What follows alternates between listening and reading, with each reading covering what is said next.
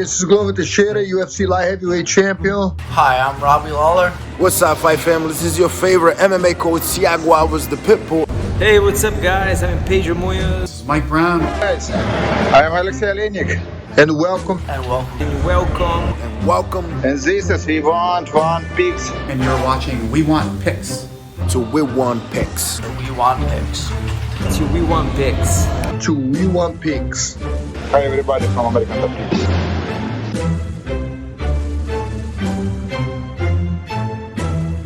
My name's Angelo, and welcome to We Want Picks. I'm going to break down the entire UFC 274 fight card. I'm going to give you my picks, and I'm going to give you my bets. And if you want $50 free, go to WeWantPicks.com/bets. Sign up with any one of our 5 betting partners and make a deposit. I send you $50. It is literally that simple, as a thank you for supporting us and our partners. WeWantPicks.com/bets. Sign up, make a deposit. I send you $50, Cash App, PayPal, Venmo, however you want it. And this is brought to you by EarnU. EarnU is the world's first sports and esports prediction game, allowing you to earn crypto risk-free. Check them out now at earnu.io. And UFC 274 is an interesting fight card. It's not the greatest card of all time, but there's some really fun fights, both on the undercard and the main card. A couple weak fights on the main card, but the top 3 fights are honestly spectacular, and I'm really looking forward to them. And opening up the card, we have Newson, and he's taking on Fernie Garcia. Newson is a come-forward striker with incredible power, but what's interesting is he's actually a grappler. He doesn't use it in his fights, though. He discovered his power, he fell in love with that, and now he chases knockouts. When he does wrestle, he has decent takedowns, but even if his entries aren't great, he sticks with them, and he's constantly pressuring forward until he gets it. When he hits the ground, he has slick transitions, but he can struggle with control. Fernie Garcia is a pretty well-rounded guy. He has pretty good wrestling background, but when he fights, he's primarily a striker. His striking style is a forward pressure counter striker, but he's always taking steps forward. He does a good job moving out of the way of strikes and then firing back when you come at him. He has solid fight IQ, and if he's on the wrong side of exchanges, he will drop down and grapple. He's at Fortis MMA, and he was pretty clear that for this fight, he was working a lot of wrestling and a lot of grappling in that camp. Right now, Fernie Garcia is sitting at almost a 2-1 favorite, and I have to imagine it's because of his KO in the Contender Series and his wrestling abilities when he actually uses them. But that KO in the Contender Series was an anomaly. He's not normally a KO guy. He'll sit in the pocket, he'll bang there if there's an opportunity, but he doesn't have the same devastating power that Newson does. It's an interesting matchup because I think Fernie's the better fighter, and I think he's more technical. He uses wrestling better than Newson does. But, Newson has the UFC experience, and he's dangerous both on the feet and on the ground. I'm giving a slight lean to Fernie here, but I am worried that the Contender Series knockout has him thinking that he can trade strike for strike with Newson. Hopefully he sticks to a wrestling game plan, and he gets it done the long way. Then we have one of my favorites. We have Lupita Godinez, and she's taking on Ariane Carnelossi. Lupita Godinez is a very big, very strong wrestler with solid striking, real power, and clean boxing. She has great setups to both her wrestling and her striking. She's very big for the weight class, and she uses her size and strength really well to execute her game plan. She has 2 losses in the UFC, but the Jessica Penne loss was a bad decision, and the Luana Carolina loss was on short notice and at 125 pounds, and basically she just couldn't bully Luana Carolina in that fight.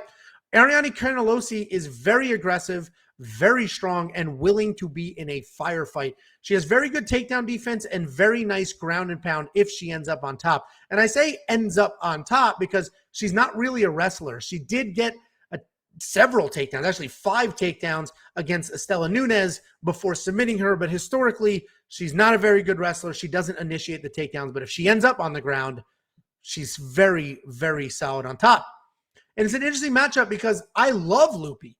I picked her 9 out of 10 times, or I will pick her 9 out of 10 times in her matchups, but her style is to be the bully, and Carnelossi is very hard to push around. Loopy will have the better striking, but may struggle getting this to the ground. And this could look similar to Carnelossi versus Na Liang, where Liang was able to take down Carnelossi 3 times, but she was still KO'd in the second. And this is such a tough pick, but I have to go with Lupita Godinez here.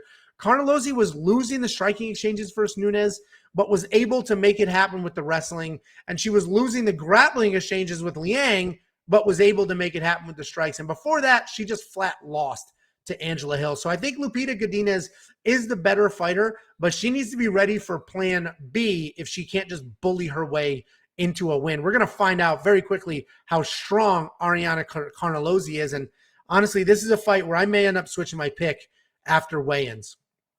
Then we have Kleydson Rodrigues taking on CJ Vergara. Kleydson Rodrigues is a very well-rounded prospect with a lot of potential. He has a very versatile striking style where he mixes in kicks really well.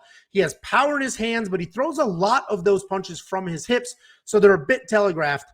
His takedown defense can definitely do some work, but his takedown offense is pretty solid. He has nice trips from the clinch and almost has a Greco wrestling style takedown with how he uses those takedowns. When he's on top, he does a great job of establishing his positions and then striking from there. CJ Vergara is a powerful striker with solid forward pressure. He's coming back after a disappointing UFC debut against Ode Osborne. He's a very good striker with clean boxing and solid knees. He likes to fight inside the pocket where he can use his clinch work and showcase his power. Kleydson Rodrigues is a big prospect who can fight anywhere. So I totally understand why the bookies like him. But I'm on the other side. I think CJ wins this fight. Kleydson has big power punches, but they're looping and they're obvious. I think CJ can get inside of them and literally beat Kleydson to the punch. The one thing that concerns me is that CJ is a beast in the clinch, which is obviously a good thing, but Kleydson has his best takedowns from the clinch. So with that being said, I still think CJ wins the striking exchanges and can hopefully avoid the takedowns. He outstruck Ode 122-89 in his UFC debut, and I think he can mirror some of the success he had in that fight. Then we have the return of Tracy Cortez, and she's taking on Melissa Gatto in a wrestler versus grappler style matchup here. Tracy Cortez is a fantastic wrestler, and she's making her comeback after about a year layoff. Historically, her striking is just okay, and the stats are deceiving. She's listed as having a positive striking differential, but you need to keep in mind that she also gets 3 takedowns per fight and spends the majority of her time on top. So when she's on top, she's landing and not getting hit. So the fact that she is still hit with almost 3 significant strikes per minute means that when she's in normal striking exchanges, she's not doing that well. But the reality is she is a wrestler and is always looking to get it to the ground. Melissa Gatto is coming off a dominant win over Sijara Eubanks, where she stopped her with a kick, which was surprising because she's primarily a grappler. Melissa has very good BJJ, but what's unique is she's actually most dangerous off of her back, right? Most slick BJJ people need to get the takedown, need to be on top, need to be in control. Melissa Gatto is her most dangerous off her back. She proved in her last fight that she isn't just a grappler. She has high volume and pretty clean striking. She uses her striking to set up takedowns, and that works from there. And this is a really tough matchup to predict because Tracy Cortez is very good at one thing, and that one thing has won her pretty much every single one of her fights. Her striking is just okay, and her submission offense is almost non-existent. Gatto, on the other hand, has decent striking, great submissions, but 0 wrestling defense. Cortez has almost been gone for a year, and it's always hard to know what someone's going to look like after a layoff like that. So we either have Cortez ride out her 8th decision win in 11 fights, or Melissa Gatto continues her impressive stoppage streak. Has Tracy picked up more BJJ through osmosis from Brian Ortega? I don't know. But she's the pick because of the wrestling. My bet is actually going to be on Gatto. So my pick is Tracy Cortez. I think she gets the wrestling, avoids the submissions, and grinds out Melissa Gatto. But my bet when the line drops will be on Melissa Gatto to win inside the distance, decision, no action. What that means is if Melissa Gatto is able to pull off a submission, or she's able to stop Tracy Cortez, I'll get paid. I will get paid on that bet. But if she's just taken down, ridden out, loses a decision, I get a refund. The bet never happened. There is a safety net there. There's only one sports book that offers that bet. Go to wewantpicks.com/bets. We have 5 partners. BetOnline is the partner that offers that. Hop in there, make a deposit. I will send you $50 as a thank you for supporting us and our partners. But I do love that bet. wewantpicks.com/bets. Then we have a 43-year-old Francisco Trinaldo taking on Danny Roberts. Francisco Trinaldo, he's 43 years old, which is always a red flag, but he's not really showing signs of aging just yet, and he's coming off a solid win over Dwight Grant. This is his third fight at welterweight, and not cutting all the way down to lightweight is probably why he can continue to fight at his age and why his chin continues to hold up. Style-wise, Francisco has solid wrestling, and he is strong as hell. He's legit good everywhere. His striking isn't technical, but he has real power, and you can see that in his knockout against Jai Herbert just last year at 42 years old. Danny Roberts made a successful comeback against Ramazan Ameev after a 2-year layoff. Danny has solid boxing and footwork. He throws very hard, and he has the power to KO anyone in the division. His takedown defense is not great, and his takedown offense is even worse at only 11% accuracy. Striking will absolutely be Danny's path to victory. And I think I'm going to continue to ride the Trinaldo train. I faded him against Salikov because stylistically that was just a really bad matchup. But I like this matchup for him. Danny won't be a threat to initiate his own takedowns, and he's been taken down 17 times in 11 UFC fights. I like Trinaldo to stay in Roberts' face and grind out a win. I have no reason to believe Trinaldo's chin is gone yet, but honestly, any day now, he is going to look 43 years old, and Roberts does have the power to make that day Saturday night at UFC 274. Then we have a couple of heavyweight bangers. We have Blagoy Ivanov taking on Marcos Rogerio de Lima. Blagoy Ivanov is a heavyweight striker with an iron chin and a willingness to trade. He took the best shots that Derek Lewis, Augusto Sakai, and Tai Tuivasa and Junior Dos Santos could possibly throw at him, and he never went down. He didn't win all those fights, so I'm not going to put it out there that he's the greatest heavyweight of all time, but he took their best shots and did not go down. He has a combat sambo background, and he actually beat heavyweight great Fedor Emelianenko. He's a talented guy with solid takedown defense, okay power in his hands, and a willingness to survive that very few have. If you don't know what combat sambo is, it's like a watered down MMA wearing a gi. There's throws, there's some strikes, and there are some submissions on the ground. Marcos Rogerio de Lima is a powerful striker with a decent ground game and solid leg kicks. For a heavyweight, he has a ton of volume. He put up 166 strikes in his decision win against Maurice Green. He has decent wrestling offense at 66% and averages more than one takedown per fight. The issue for him is that if he gets taken down, he does not fight well off his back. He's coming off an incredible win over Ben Rothwell, where he looked fast, powerful, and light years ahead of Ben in the few exchanges they had before the knockout.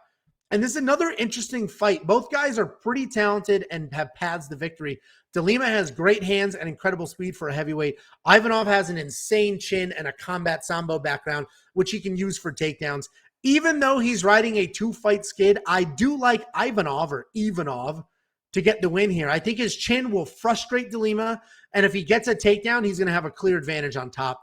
6 of De Lima's 7 losses are by submission, and not that Ivanov is an insane submission threat, but there's a clear path there, and he has 6 takedowns in his last 3 fights. So Ivanov's the pick, but Rogerio de Lima is absolutely going to test that chin.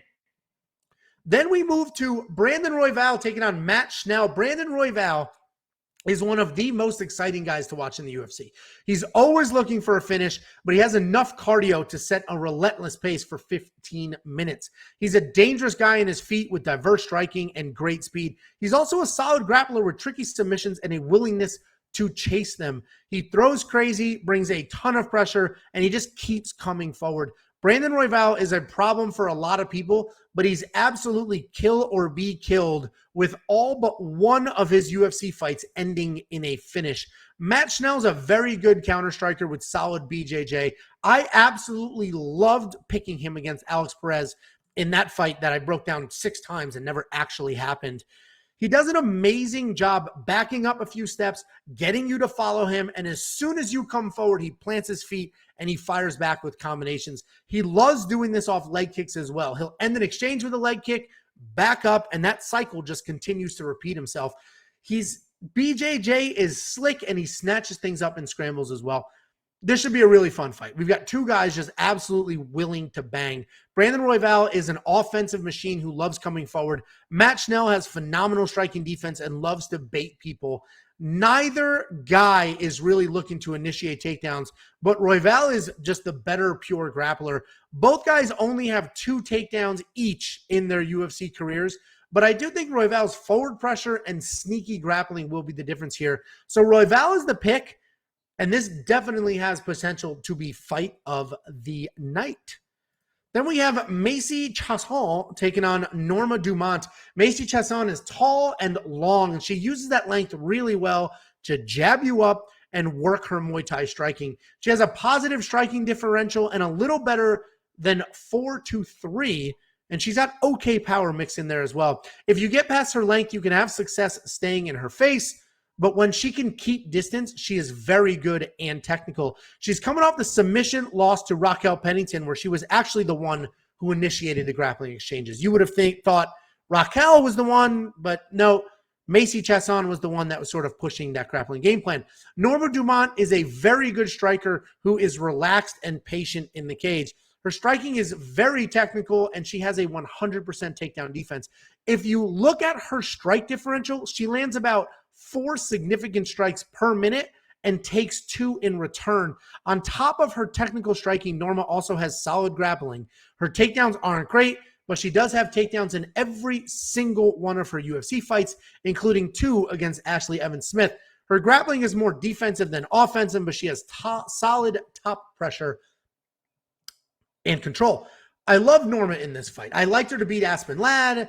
I like her again here. I think she has no problem crowding Macy and lighting her up inside the pocket. I think she'll work takedowns against the cage, but this is most likely a striking match. The only thing that worries me is Macy's range and her ability to circle out. Right now, the odds have Norma as almost a 3-1 favorite, and I definitely think those odds are wide. Macy is more than capable on her feet, and she's long enough to be a threat on the ground. Norma's the pick, but I think she should be like a -130 favorite, nowhere near the -270 that some books have her at. So we'll see what happens to that line later the week. Then we have Randy Brown taking on Chaos Williams. Randy Brown is a very good striker who uses his range really well. He's stupid tall for this weight class, and he takes advantage of that. He uses long jags and long jabs and kicks to keep you at bay. And then when he's ready, he'll use his speed to initiate solid boxing exchanges. He has nice trip and Uchimata takedowns with solid jiu-jitsu on the mat. He's very good and a lot of fun to watch. If you don't know what an Uchimata takedown is, it's basically a whizzer overhook, and then you send your leg across the body, pull them over, trip, throw your hips in there.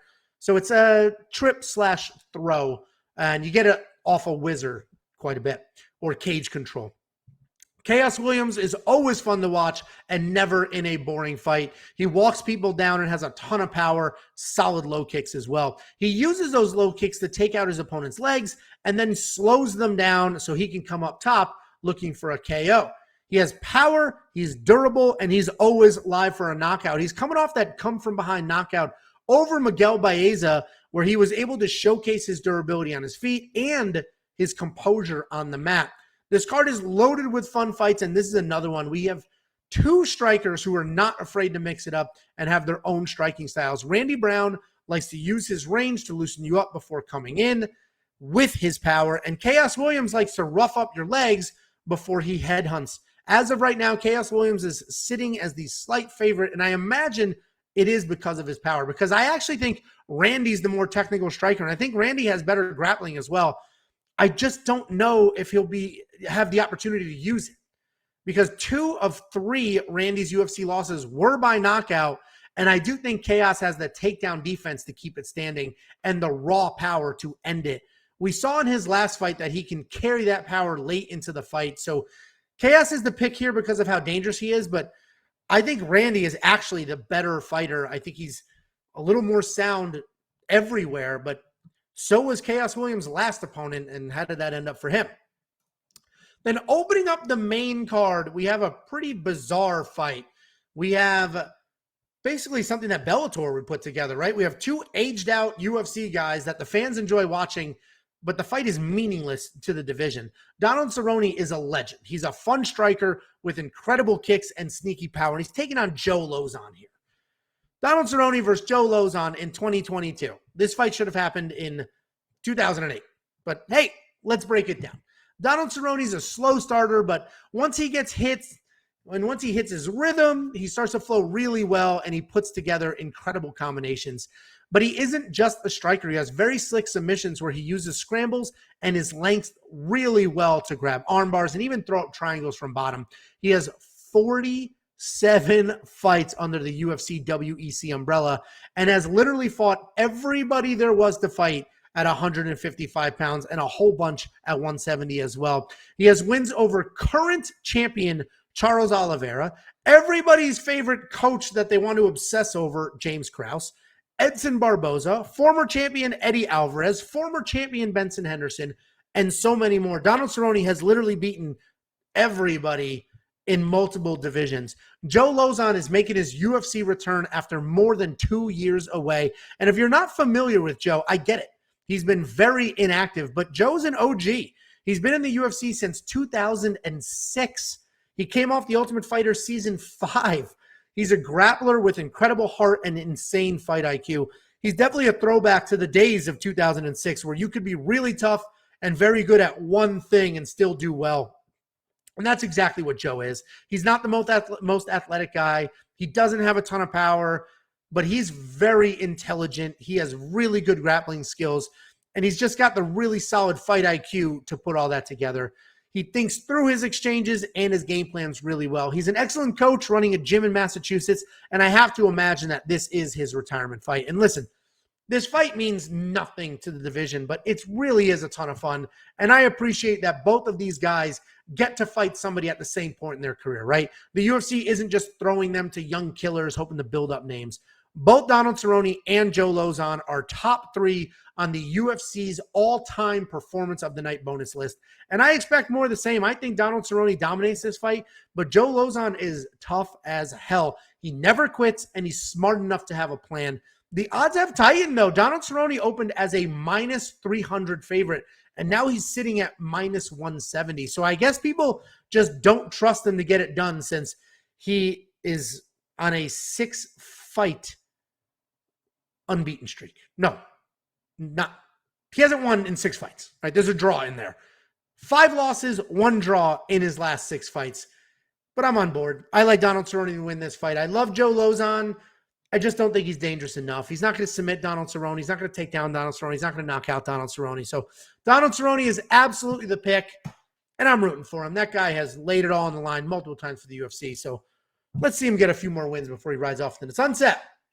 And then we have 2 light heavyweights, another fight, a couple of older guys going at it, 0 implications to the division. But hey, it should be a fun fight. We've got Mauricio Shogun Rua taking on Ovince St. Preux. Ovince St. Preux has been bouncing between heavyweight and light heavyweight the last few years, but I'm glad he's at light heavyweight here. He's a talented guy, but he cannot hang with those big boys. He's a great striker who hits hard, but he also is hot and cold, and he just doesn't turn it on when he needs to. It actually gets really frustrating to watch because he has losses like the one to Ben Rothwell, where those could have absolutely been wins if he just had a little more output, a little more gas, and threw a few more punches. He has takedowns when he needs them and submissions to make him dangerous on top. I actually think he has the UFC record for Von Flue chokes because he has 3 of them, and that's not a very common submission.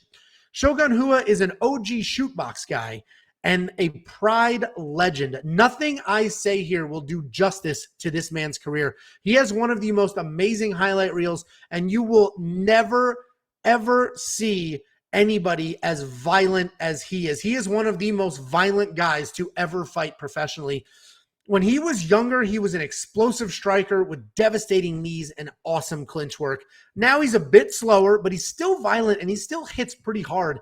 He has solid takedowns and a BJJ black belt, but it is more there for defending because when he gets on top, when he gets takedowns, he's looking for a TKO. And this is a great matchup for both guys. Shogun will have a grappling and volume advantage over St. Preux, but St. Preux will likely have a power and speed advantage over Shogun. I think both of these guys can win this fight, and I wouldn't be surprised if these two guys went to war. I know they're both aging out and they tend to get stopped in their losses, but this is finally a matchup against somebody their same age at the same point in their careers. I really don't know what to do here. My gut is saying Shogun, but I think I'm just ignoring how slow he has gotten, and my brain is just telling me that Ovens has lost too many fights that he should have won, and this is just going to be another one. I think Shogun is the better fighter, but St. Preux, he's just more athletic at this point in their career, and I just think Shogun needs to take St. Preux down the win, and St. Preux's athleticism paired with his 66% takedown defense is going to make that really tough. So it goes against my childhood watching fights, but I got to go with Ovens St. Preux here, but I'm not, no bet. I am not making a bet here. Just there's no bet that makes sense. It's such a tricky fight. I'm just going to enjoy it, and I hope these guys get to really go at it and have some fun. Then we have the featured fight of the evening. We have Michael Chandler taking on Tony Ferguson. Michael Chandler's a very good wrestler who likes to strike. He has a ton of power and solid pressure. He has no real kicks, but he is a threat to wrestle. If we look at his short UFC career, he knocked out Dan Hooker very quickly. Then he won the first round against Charles Oliveira, but he was finished in the second. And now he's coming off an absolute all-time war with Justin Gaethje, where he seems to have gotten his chin back, right? Michael Chandler was a little chinny, and all of a sudden he got in that war with Justin Gaethje, and his chin's looking pretty good. Tony Ferguson's coming back after about a year layoff, and he's bringing a 3-fight losing streak with him. He looked like an unstoppable force when he was riding a 12-fight win streak, loaded with submissions and TKOs. Style-wise, he's an active striker with a wide array of striking techniques. He doesn't have a ton of power, but he breaks people with his constant pressure. He landed 104 strikes against Donald Cerrone and 115 against Anthony Pettis in fights that did not even see the third round. Think about how many strikes that is to land in 2 rounds. That's just absolutely incredible and just speaks to his volume. Tony's biggest issue, though, is his head. If he's confident and he believes he will win and he's on board, then he's going to go out there and he's going to put on a show. But I think Justin Gaethje took something away from him, and I just don't think he's ever going to be the same after that loss. The Tony Ferguson supporters are going to talk about how tough he is, how crazy he is, how he can turn any fight into a war, and how he breaks people. But that's also who Michael Chandler is. Michael Chandler fights that exact same way. Go watch his trilogy with Eddie Alvarez. It might be one of the best trilogies in MMA. And I think every single thing that Tony does well, Michael Chandler does it better. And I know Tony can be a savage in there with a willingness to die, but so can Chandler. Chandler's the pick. I absolutely love that they put this fight together, and I'm expecting it to be a war very similar to Michael Chandler's last fight, and actually similar to both of their fights against Justin Gaethje. They're just going to be in there, swinging away, trying to make something happen, but I think Michael Chandler is the better fighter everywhere, so he is the pick. And that takes us to the first of 2 title fights on the card. We have Rose Namajunas taking on Carla Esparza, and this is a rematch from 2014 when Carla was the champion. She took Rose down 5 times in that fight and then submitted her in the 3rd round. Rose Namajunas is in the middle of her 2nd run as UFC champion. She lost her belt the first time when she was dumped on her head by Andrade, and then she won the title back with a spectacular knockout over Weili in April 2021. Rose is a very good fighter, absolutely everywhere, and is definitely the more well-rounded fighter in this matchup. She has excellent striking, very good wrestling, and solid BJJ. Rose has great footwork and deceiving power. She has wins over Angela Hill, Tisha Torres, Joanna Jędrzejczyk, Jessica Andrade, and she beat Weili twice. As much as I find myself wanting to pick against her, I just cannot argue against her accomplishments. Carla Esparza is a very good wrestler that has 42 takedowns in 13 fights. That is an insane statistic. 13 fights, 42 takedowns. And there are 0 questions about what her game plan is going into a fight. She's short and she likes to shoot those doubles under jabs and under other people's strikes. Her striking isn't great, but she does use it well to close the distance and get to grappling range. Carla has okay top pressure, but not as good as you would like her to have, and that's why she has so many fights with more than 4 takedowns. If her top pressure was so good, people wouldn't be getting back up and she wouldn't be taking people down 5 times in 2 rounds. And I think the entire fight comes down to takedowns because I don't think Carla can hang in a pure striking match. And Rose does get taken down. Weili took her down 5 times in their last fight. And I honestly think that Weili won that fight. If Carla can get inside and keep a wrestling pace for 25 minutes, this is absolutely her fight. But it's just such a tough pick, and it's taking everything in me to not just immediately pick Carla. Rose was taken down 5 times in her fight against Weili, and the judge still gave it to her. She was taken down 5 times and still won that fight when the strikes were even.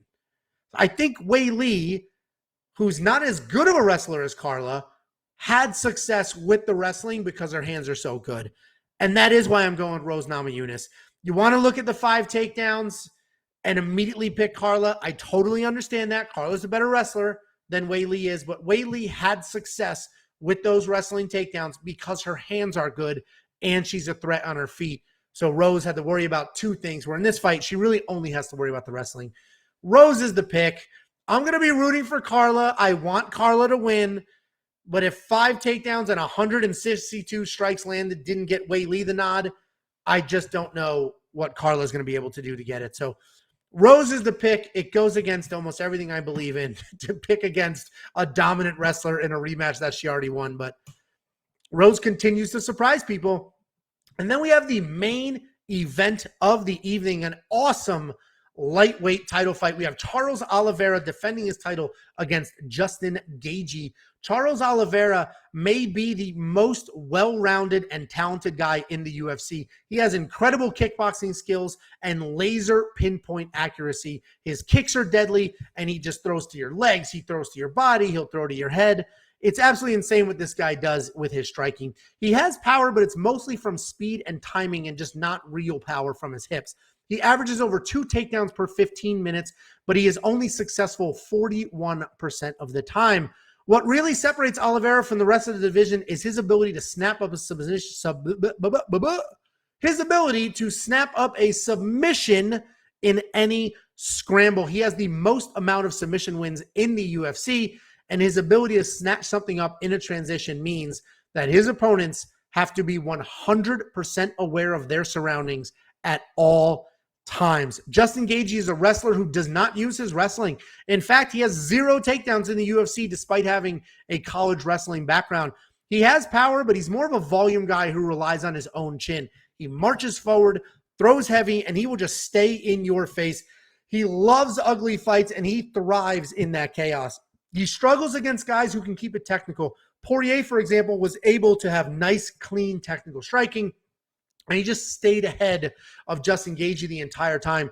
Justin almost needs a war to win these fights. And over the last few years, the lightweight division became a ton of fun. I actually think Khabib retired too early, but when we get matchups like this, I'm almost glad that he did.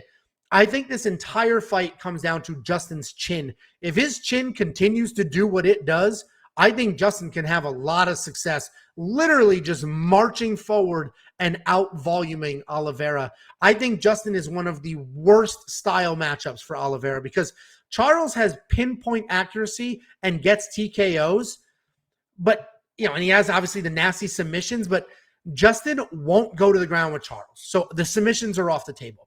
And Justin doesn't care if you hit him. He just continues to come forward. Michael Chandler dropped Oliveira in their fight, and I think Justin can do the same. We have technique versus volume here, and I'm on the side of volume. I am fully aware of how talented Charles Oliveira is, but Justin is an animal, and without the wrestling to take Justin out of his rhythm, I think meaning Charles Oliveira doesn't have the wrestling to take Justin out of his rhythm. I think Justin just terminators his way forward, absorbing whatever nonsense comes his direction. And I think he just wears down Charles Oliveira.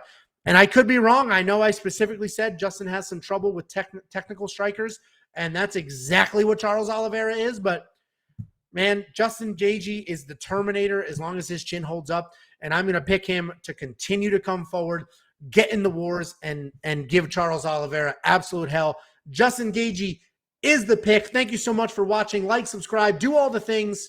And join our free Discord. It costs literally nothing. It's a free Discord. All of our content is free. And you know what else is free? $50 from me to you. Just go to wewantpicks.com/bets. Sign up with any one of our betting partners, make a deposit, and I send you $50.